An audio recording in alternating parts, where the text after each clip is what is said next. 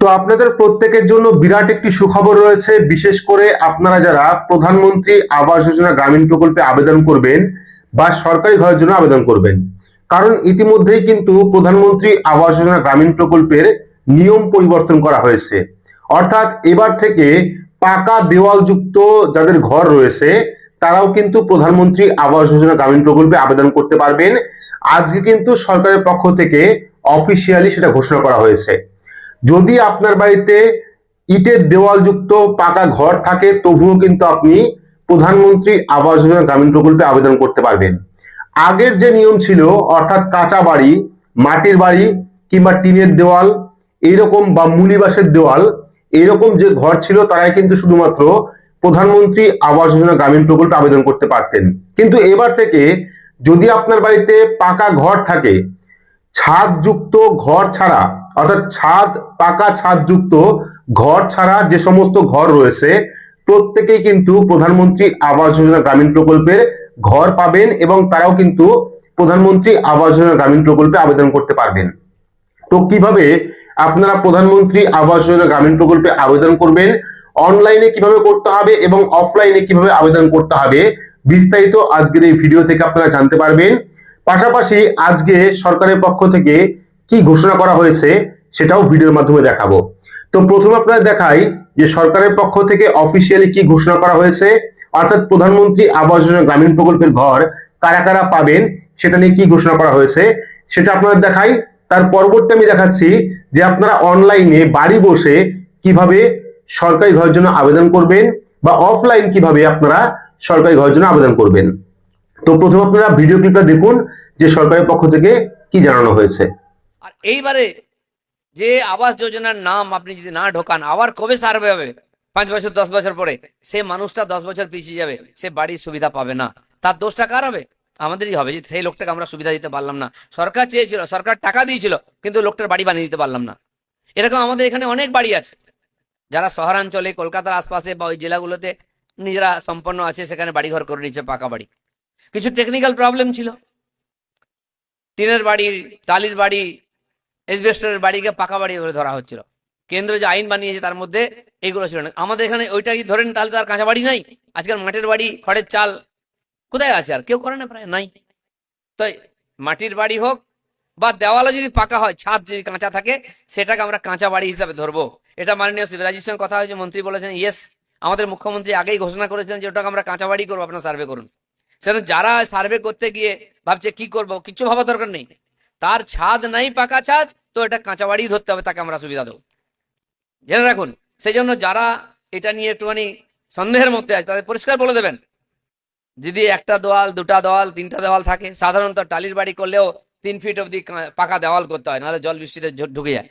সেটাকে আমরা তো ভিডিও দেখে আশা করি বুঝতেই পারলেন, মাননীয় মন্ত্রী দিলীপ ঘোষ তিনি কিন্তু জানিয়েছেন যে এবার থেকে প্রধানমন্ত্রী আবাস যোজনা গ্রামীণ প্রকল্পে সবাই আবেদন করতে পারবেন, বিশেষ করে যাদের পাকা দেওয়ালযুক্ত ঘর রয়েছে, শুধুমাত্র পাকা ছাদ নেই এইরকম মানুষরা কিন্তু প্রত্যেকেই এই প্রধানমন্ত্রী আবাস যোজনা গ্রামীণ প্রকল্পে আবেদন করতে পারবেন।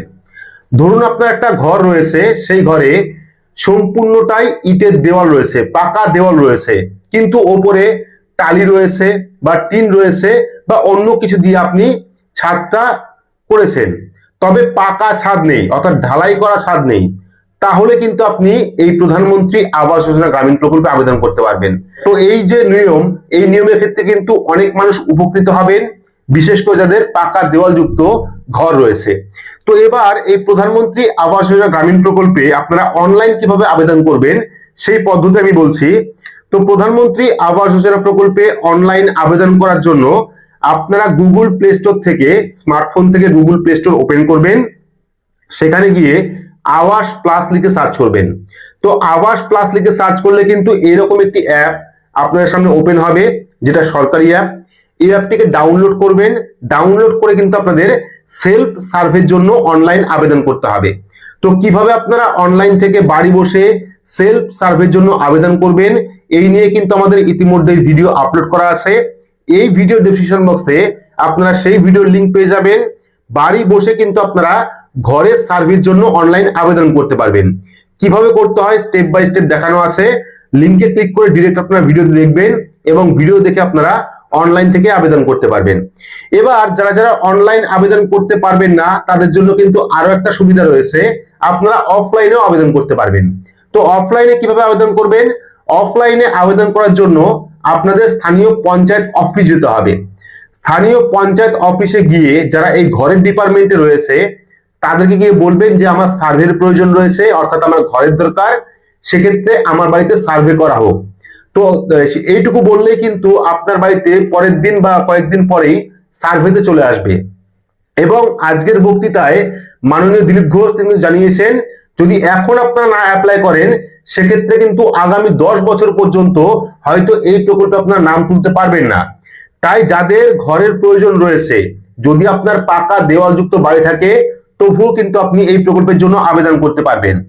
তো আরো একটা বিষয় জানিয়ে রাখি, বর্তমানে ঘরের আবেদন করার জন্য, বর্তমানে না আগে থেকে নিয়ম চালু ছিল, ঘরের আবেদন করার জন্য কিন্তু জব কার্ড বাধ্যতামূলক রয়েছে।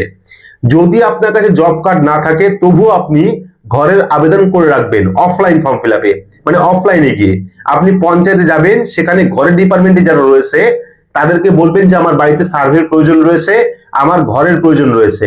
সেক্ষেত্রে প্রথম আপনি বলে আসবেন, পরবর্তী সময় আপনি গিয়ে পঞ্চায়েতে জব কার্ডের যে ফর্ম সেই ফর্মটি ফিল আপ করে জমা করে আসবেন। ঠিক আছে, তাহলে কিন্তু আপনি ঘরটা পাবেন। আবার অনেক ক্ষেত্রে জব কার্ড ছাড়াও ঘর পাওয়া যায়, তবে সেটা কি পদ্ধতি রয়েছে সেটা আমি পরের একটা ভিডিওতে বলবো। বাকি চাইলে আপনারা সেলফ সার্ভের জন্য অনলাইনে আবেদন করতে পারেন অ্যাপের মাধ্যমে, অথবা আপনি চাইলে পঞ্চায়েত অফিসে গিয়ে বলতে পারেন যে আমার বাড়িতে সার্ভের প্রয়োজন রয়েছে, আমার ঘরের প্রয়োজন রয়েছে। সেক্ষেত্রে কিন্তু আপনার বাড়িতে সার্ভের যে লোক সেই লোক পাঠাবে। যদি আপনি উপযুক্ত ব্যক্তি হন তবেই কিন্তু আপনি ঘর পাবেন। তবে সরকারের নতুন নিয়ম অনুযায়ী আবার জানিয়ে রাখি, সরকারের নতুন নিয়ম অনুযায়ী এবার থেকে যাদের পাকা দেওয়ালযুক্ত ঘর রয়েছে, ওপরে পাকা ছাদ নেই, ছাদ ছাড়া পাকা দেওয়ালযুক্ত ঘর যাদের রয়েছে তারা প্রত্যেকেই কিন্তু এই প্রধানমন্ত্রী আবাস যোজনা গ্রামীণ প্রকল্পে আবেদন করতে পারবেন। তো এই ছিল প্রধানমন্ত্রী আবাস যোজনা গ্রামীণ নিয়ে সম্পূর্ণ নতুন একটি আপডেট। তো আপডেটটি আপনাদের কেমন লাগলো অবশ্যই কমেন্ট বক্সে কমেন্ট করে জানাবেন। ভিডিওটি ভালো লাগলে লাইক করবেন, চ্যানেলটিকে সাবস্ক্রাইব করে পাশে রাখা বেল আইকনটি প্রেস করে নোটিফিকেশন অল করে রাখবেন। সবার সুবিধার্থে ভিডিওটি শেয়ার করবেন। তো আজকের মতো এইটুকুই, ধন্যবাদ।